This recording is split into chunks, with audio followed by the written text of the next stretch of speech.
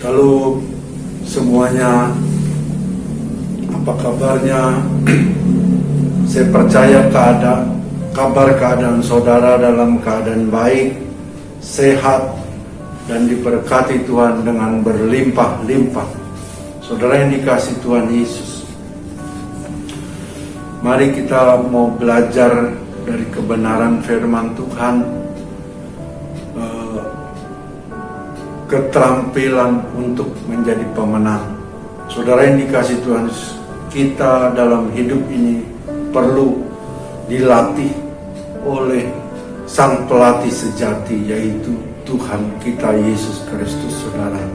Sehingga dalam setiap kita menghadapi apapun, kita diberikan kekuatan dan kemampuan. Saudara yang dikasihi Tuhan, sebelum firman Tuhan disampaikan, mari kita bersatu dalam doa. Bapa di dalam surga, terima kasih Tuhan, kalau pada pagi hari ini kami tetap diberikan oleh Tuhan kesempatan untuk beribadah.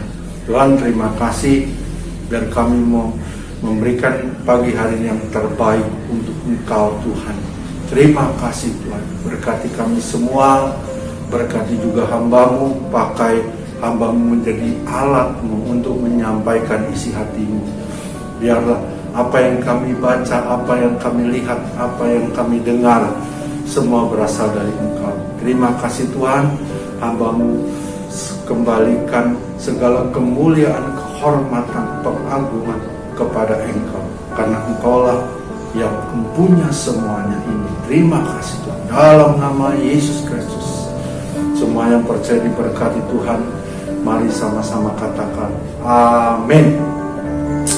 Rencana Tuhan sangat dinamis, bergerak dan bergerak terus, karena dinamisnya menjadikan rencana Tuhan sangat luar biasa. Saudara yang dikasihi Tuhan Yesus, saudara, Tuhan bangun dari bawah langkah demi langkah. Tuhan membuat rencananya pelan tapi pasti, saudara, dengan tidak membuat lompatan-lompatan yang membahayakan. Jadi jelas saudara, Tuhan tidak ingin membuat segala sesuatu instan cepat, tapi ada proses yang Tuhan berikan untuk setiap kita, saudara. Perlu namanya otot iman, bangun di dalam kehidupan kita, sebagaimana tubuh kita. Kalau mau ototmu kuat, tidak mungkin Anda nge-gym dalam waktu 1 hari. Anda pasti pada semua badannya pada pegel-pegel, saudara. Dan dengan sabar ada proses pelatihan sampai di mana membuat otot kita dibangun begitu kuat, saudara yang dikasihi Tuhan Yesus. Nanti di level tertentu akan merasakan kekuatan dan ukuran imanmu, saudara yang dikasihi Tuhan Yesus. Mari kita baca dalam kitab Hakim-Hakim pasal yang ketiga ayat 1-2. Demikian firman Tuhan. Inilah bangsa-bangsa yang dibiarkan Tuhan tinggal untuk mencobai orang Israel dengan perantan mereka, yaitu semua orang Israel yang tidak mengenal perang Kanaan. Maksudnya hanyalah supaya keturunan-keturunan orang Israel yang tidak mengenal perang, yang sudah dilatih berperang oleh Tuhan. Garis bawahi dengan kata dilatih berperang oleh Tuhan. Sebuah keterampilan untuk bisa meraih kemenangan itu perlu mendapat pelatihan, saudara. Tuhan seorang pelatih, Tuhan seorang coach, Tuhan pelatih yang sangat luar biasa sabarnya. Tuhan punya program, Tuhan punya cara dengan melatih kita dengan cara Tuhan yang ajaib, saudara yang dikasihi Tuhan Yesus. Ini adalah bagian yang sering kita tidak sadari. Orang seringkali melihat orang lain mulai menjadi atau menjadi sukses, lalu berkata, aku ingin seperti orang itu. Ya jelas tidak bisa, saudara. Anda harus mengizinkan Tuhan melatih kita. Ingat, Tuhan seorang pelatih. Tuhan seorang coach yang luar biasa. Tuhan mengerti bagaimana mentrain saudara dan saya, melatih kita, dan bagaimana Tuhan mengcoaching kita sebegitu rupa kepada kita, saudara. Sampai dibangun keterampilan kita menjadikan kita berkemenangan. Katakan haleluya. Ada bangsa-bangsa, yaitu bangsa Israel, yang tidak mengenal perang Kanaan. Tuhan berkata, kalau sampai mereka tidak punya pengalaman ini bisa gawat, saudara. Aku, Tuhan, perlu melatih mereka. Dan disitulah pelatihan Tuhan mulai jalan dalam kehidupan mereka, saudara yang dikasihi Tuhan Yesus. Untuk apa perlu dilatih? Supaya kita punya skill, keterampilan, punya kekuatan. Dan kekuatan yang di dalam itulah yang memberikan input kepada Tuhan. Bagaimana Tuhan bisa menyusun dan membuat planning dalam kehidupan saudara dan saya. Banyak orang berkata rencana Tuhan sudah fix. Ternyata tidak. Rencana Tuhan sangat dinamis. Dan yang luar biasa lagi, setiap saat Tuhan merevisi rencana yang ada di dalam setiap kita, saudara yang dikasihi Tuhan. Tuhan setiap saat mengukur kedalaman kita, mengukur kekuatan kita. Karena perencanaan Tuhan begitu dinamis dalam kehidupan saudara dan saya. Dia Tuhan, bukan Tuhan yang ngawur atau asal merencanakan. Dia Tuhan selalu mengikuti perkembangan yang saudara alami hari demi hari, saudara.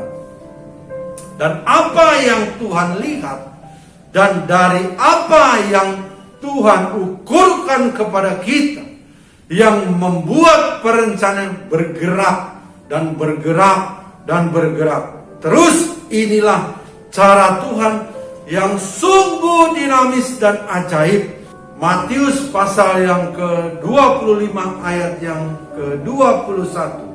Maka kata Tuhan yang itu kepadanya, baik sekali perbuatanmu, hai hambaku yang baik dan setia. Engkau telah setia dalam perkara kecil, aku akan memberikan kepadamu tanggung jawab dalam perkara yang besar. Masuklah dan turutlah dalam kebahagiaan Tuhanmu. Alkitab berkata, siapa yang setia kepada perkara yang kecil, maka akan diberikan perkara yang lebih besar.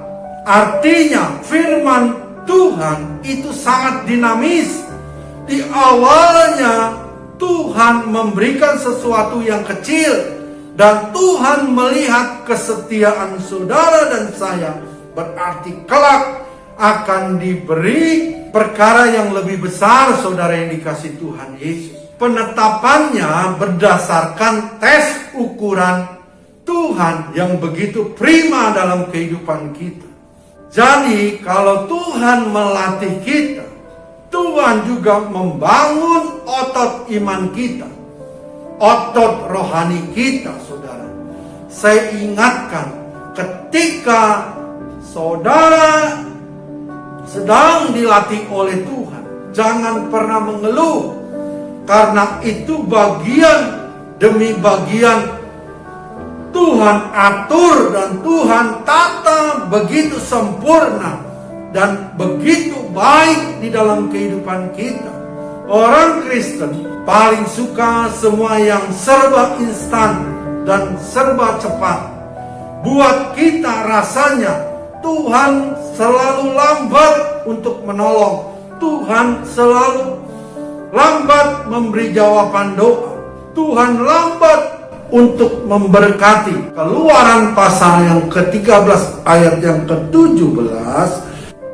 Allah tidak menuntun mereka melalui jalan ke negeri orang Filistin, walaupun jalan ini yang paling dekat. Sebab firman Allah, jangan-jangan bangsa itu menyesal apabila mereka menghadapi peperangan sehingga mereka kembali ke Mesir. Tuhan mengerti ini jalan yang paling dekat, tetapi mereka harus menghadapi peperangan.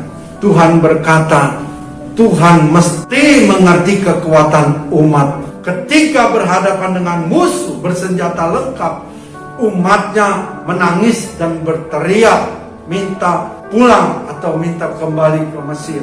Dan Tuhan berkata ini tidak boleh terjadi.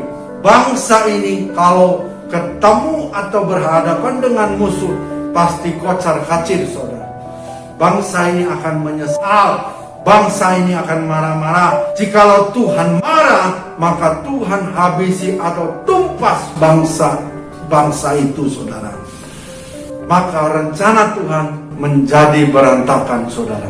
Kalau Tuhan membawa bangsa ini ke jalan yang pendek, tetapi berisiko terjadi perang, Tuhan sudah mengukur kekuatan bangsa itu. Karena bangsa itu pernah menjadi budak di Mesir, disuruh berperang malah menyembah berhala. Kita dibuat berputar-putar. Yang ini kesalahan siapa, saudara? Padahal mereka adalah bangsa pilihan Tuhan. Bangsa pilihan kok dididik oleh Tuhan, bangsa itu tidak mau. Ada banyak orang Kristen ketika mau dididik oleh Tuhan, malah orang tersebut malah memberontak kepada Tuhan. Ingat, setiap percepatan ada konsekuensinya. Tuhan ingin percepatan, tapi yang menjadi persoalan, bangsa itu tidak akan kuat mengalami percepatan yang dari Tuhan. Apa penyebabnya? Karena bangsa itu tidak mau ketika dididik oleh Tuhan. Semua orang ingin mengalami percepatan-percepatan dalam kehidupannya, saudara. Tapi yang menjadi pertanyaan, apakah orang tersebut siap ketika mengalami percepatan yang Tuhan buat atau Tuhan izinkan terjadi dalam kehidupannya? Dengan dasar mereka tidak pernah dididik oleh Tuhan. Ketika jalan itu berputar-putar, maka semakin jauh dari Tuhan. Dan yang lebih berbahayanya lagi, orang tersebut makin jauh dengan apa yang Tuhan sudah rencanakan. Mari kita baca dalam kebenaran firman Tuhan 2 Raja-Raja pasal yang ke-13 ayat yang ke-14. Ketika Elisa menderita sakit yang menyebabkan kematian, datanglah Yoas raja Israel kepadanya dan menangis oleh karena dia. Katanya, Bapakku, Bapakku, kereta Israel dan orang-orang yang berkuda. Berkatalah Elisa kepadanya, ambillah busur dan anak-anak panah. Lalu diambillah busur dan anak-anak panah. Dan berkatalah ia kepada Raja Israel, tariklah busurmu. Lalu ia menarik busurnya, tetapi Elisa menaruh tangannya di atas tangan raja, serta berkata, bukalah jendela yang di sebelah timur. Dan ketika dibukanya, berkatalah Elisa, panahlah. Lalu dipanahnya. Kemudian berkatalah Elisa, itu anak panah kemenangan daripada Tuhan, anak panah kemenangan terhadap Aram. Engkau akan mengalahkan Aram di Efek sampai habis lenyap.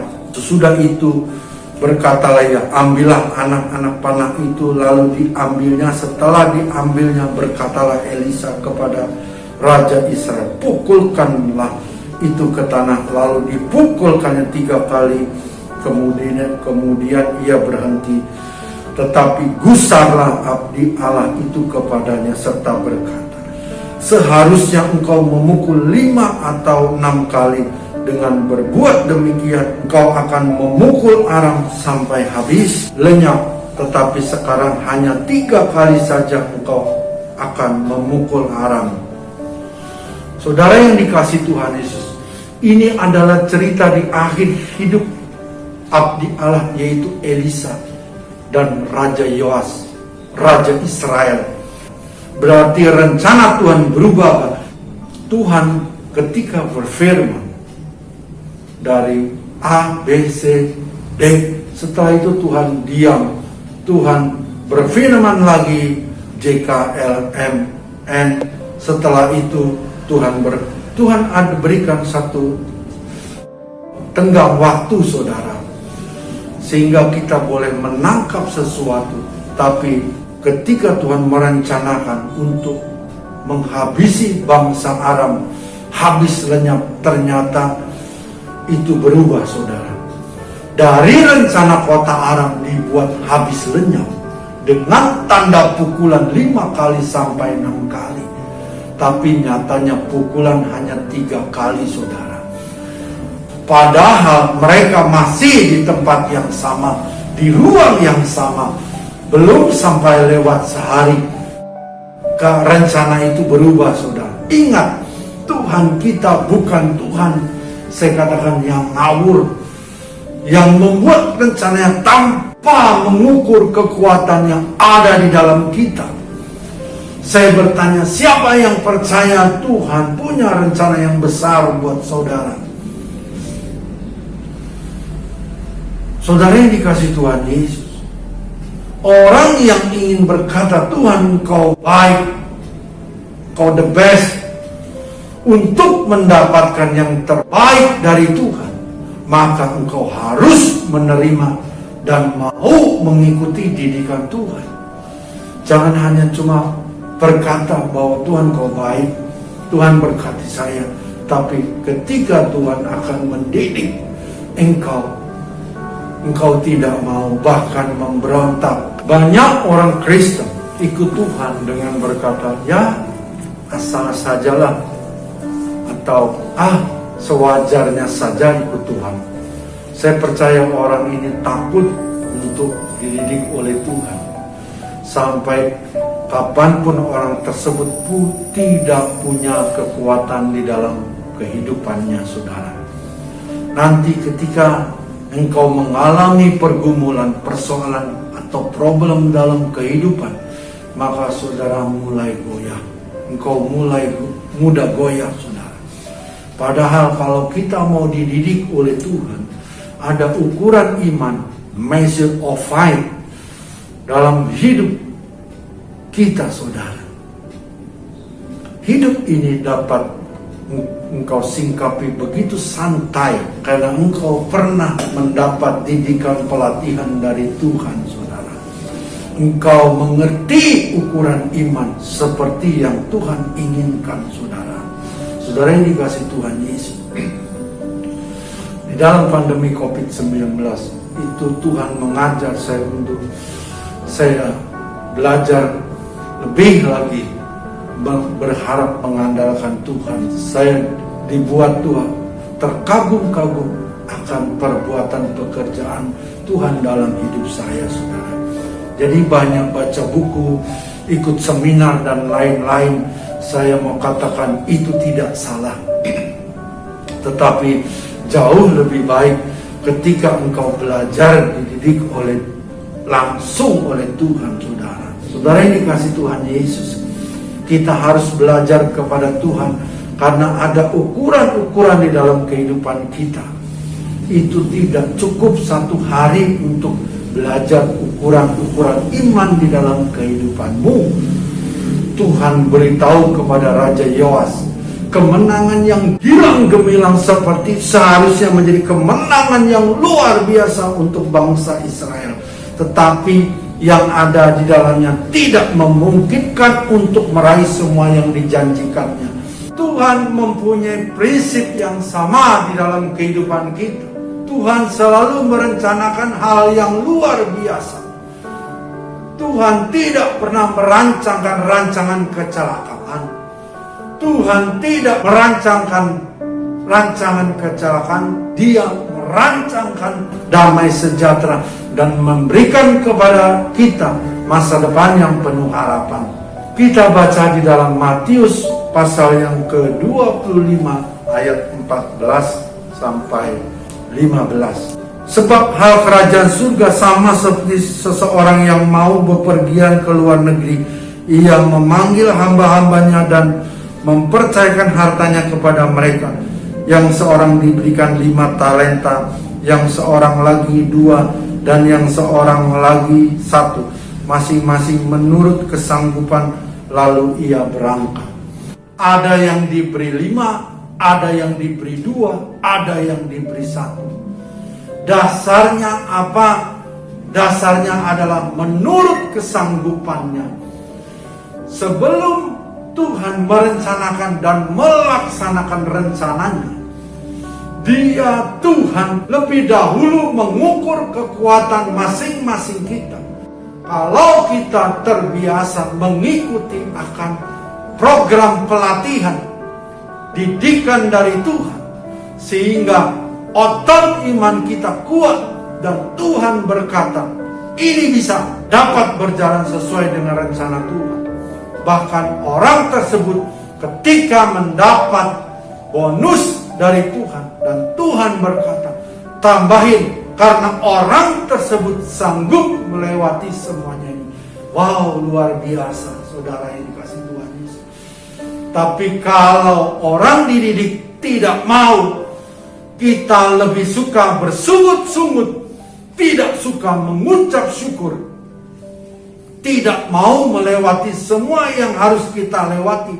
Bagaimana mungkin kita bisa menerima hal-hal yang besar dari Tuhan? Saudara yang dikasih Tuhan Yesus, firman Tuhan telah disampaikan. Tuhan mau melatih, mendidik, melatih kita untuk berperang. Tidak secara fisik, tapi kita berperang dalam kehidupan kita, saudara, dengan masalah, problem dalam kehidupan kita, saudara, supaya Tuhan inginkan kita menjadi pemenang dan otot rohani kita kuat ketika kita menghadapi problem kehidupan, masalah-masalah dalam hidup ini. Otot iman kita kuat, saudara. Terima kasih Tuhan Yesus. Mari kita bersatu dalam doa. Bapa, terima kasih Tuhan buat kebenaran firman-Mu yang hamba-Mu sampaikan. Tuhan, terima kasih Kau baik, Kau sungguh baik. Kau membuat kami dididik langsung oleh Engkau, dilatih langsung oleh Engkau. Kau ada pelatih yang baik, coaching Tuhan. Kau pelatih yang sangat-sangat luar biasa kesabarannya Tuhan. Terima kasih Tuhan, Kau baik. Berkati kami semua. Sebentar kami akan masuk dalam perjamuan kudus Tuhan. Berkati kami semua. Kami percaya Engkau suci dan layakkan kami ketika kami bersekutu dengan Engkau. Perjamuan kudus adalah perjamuan Tuhan Yesus sendiri. Tuhan, apabila ada ganjalan Roh Kudus, apabila kami masih ada menyimpan kesalahan-kesalahan, biarlah pada saat ini kami mau lepaskan pengampunan. Tidak hanya pengampunan, tapi kami mau memberkati orang tersebut Tuhan. Karena kami tahu apa yang kami lepaskan, apa yang kami tabur, Kau terus akan memperhitungkannya semuanya. Terima kasih Tuhan, Kau baik. Tuhan, sebelum perjamuan ini kudus ini kami mau lakukan Tuhan. Tuhan, kami terus minta Roh Kudus ingatkan kembali apabila kami ada salah dalam perkataan, dalam tindakan, tingkah laku kami Tuhan. Ampuni kami Tuhan, biar kami tidak melakukannya lagi. Kami semakin hari, kami boleh semakin seperti Engkau. Kami boleh semakin hari seperti Yesus. Terima kasih Tuhan, Kau baik, Kau sungguh baik Tuhan. Tuhan, Roh Kudus layakkan kami untuk kami masuk dalam perjamuan kudus. Terima kasih dalam nama Yesus Kristus. Haleluya. Saudara ini kasih Tuhan Yesus, kita mau masuk dalam perjamuan kudus. Perjamuan Tuhan Yesus sendiri, saudara. Kita akan bersekutu dengan tubuh dan darah Tuhan. Oleh sebab itu, mari kita mau dilayakkan oleh Tuhan untuk kita bersekutu dengan tubuh dan darah Tuhan. Mari saudara, kita mengangkat roti tinggi-tinggi, saudara yang dikasih Tuhan Yesus. Demikian firman Tuhan. Sebab apa yang telah kuteruskan kepadamu telah aku terima dari Tuhan, yaitu bahwa Tuhan Yesus pada malam waktu ia diserahkan mengambil roti, dan sesudah itu ia mengucap syukur atasnya, ia memecah-mecahkannya dan berkata, inilah tubuhku yang diserahkan bagi kamu, perbuatlah ini menjadi peringatan akan aku. Bukankah roti yang kita pecah-pecahkan adalah persekutuan dengan tubuh Kristus? Amin. Mari kita memakannya di dalam nama Tuhan Yesus Kristus.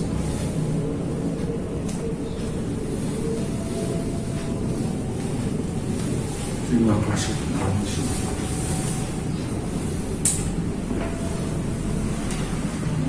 Jangan diam, katakan terima kasih Tuhan Yesus. Kau baik Tuhan. Terima kasih Tuhan, Kau baik. Saudara yang dikasih Tuhan Yesus, mari kita angkat cawan pengucapan syukur. Demikian firman Tuhan. Demikian juga yang mengambil cawan sudah makan lalu berkata, cawan inilah perjanjian baru yang dimateraikan oleh darah. Perbuatlah ini setiap kali kamu meminumnya menjadi peringatan akan aku. Saudara-saudara yang dikasih Tuhan Yesus, cawan pengucapan syukur yang atasnya kita ucapkan syukur ada persekutuan dengan darah Kristus. Amin. Mari kita meminumnya di dalam nama Tuhan Yesus Kristus.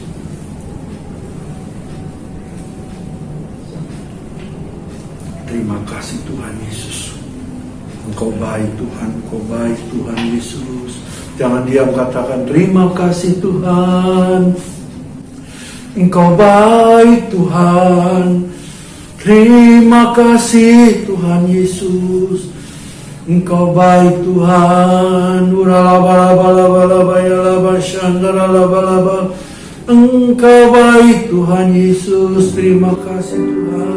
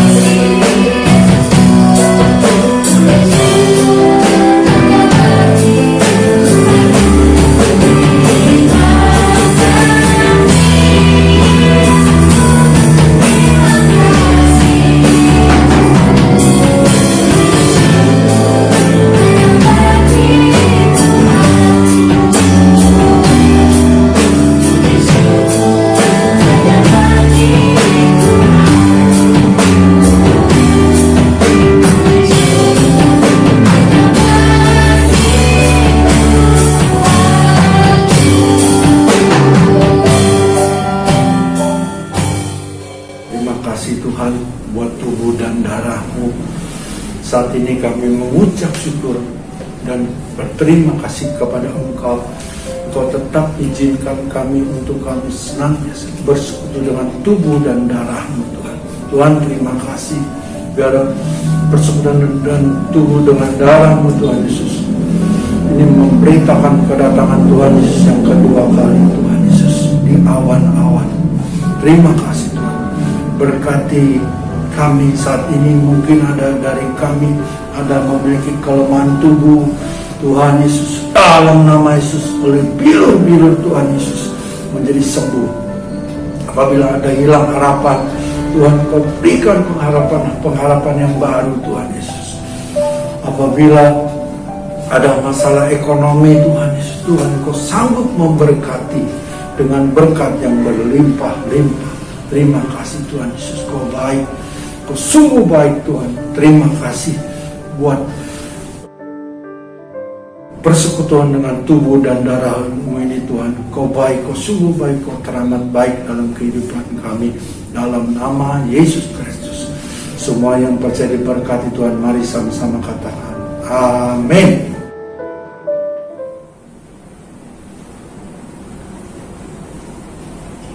kita akan memperkatakan visi rayon 1H.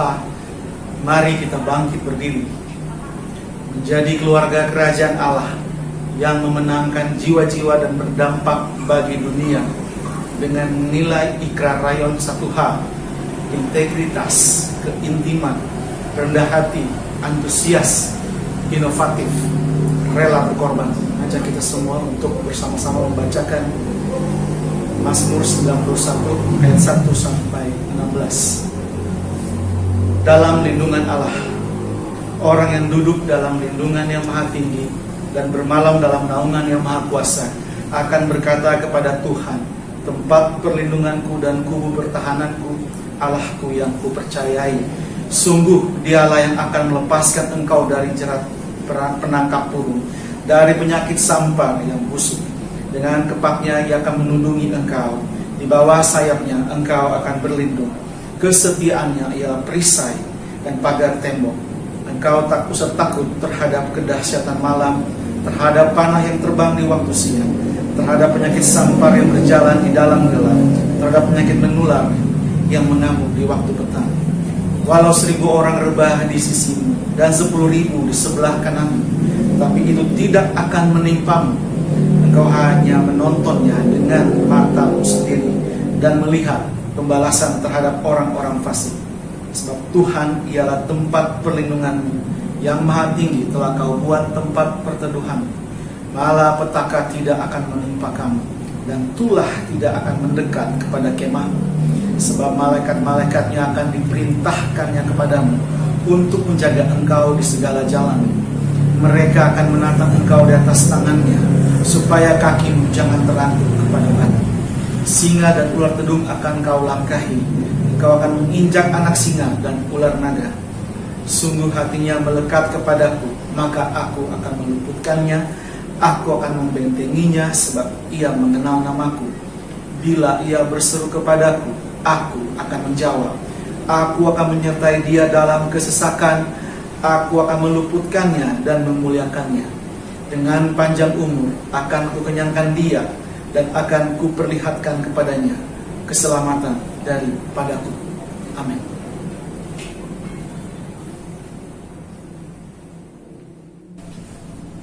Kekasih-kekasih Kristus, umat kepunyaan Allah, terimalah berkat yang berlimpah-limpah, kasih, sukacita, damai sejahtera dari Allah melalui anaknya yang tunggal, Tuhan Yesus Kristus, dan persekutuan yang manis dengan Roh Kudus menyertai kita semua hari ini sampai Maranatha. Tuhan Yesus datang menjemput kita semua di awan-awan yang permai, bahkan kekal selama-lamanya. Semua yang percaya diberkati Tuhan Yesus berlimpah-limpah. Mari sama-sama katakan amin. Tuhan Yesus memberkati berlimpah-limpah.